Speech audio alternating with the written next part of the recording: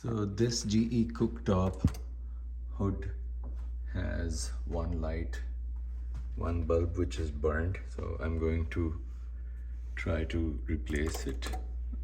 It's easy. There is a lock in here, which I think if you just do like this, it will come off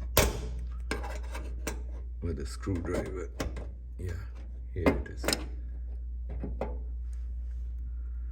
It has come out.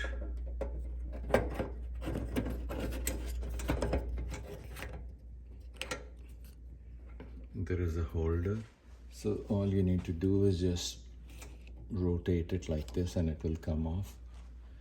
As you can see, this is how the holder looks like from the inside. I'll show you this. So these two knobs go in there and just rotate and it will fix. I'll put the new bulb in. So I got this pack of bulbs from Amazon. I'm just going to open and put the new bulb in. So these are the 6 bulbs in this pack.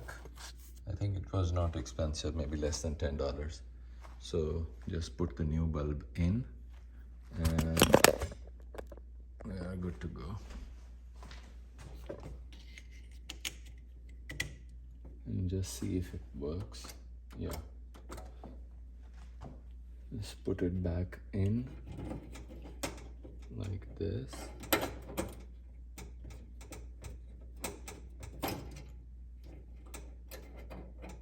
Make sure it is flush with the body and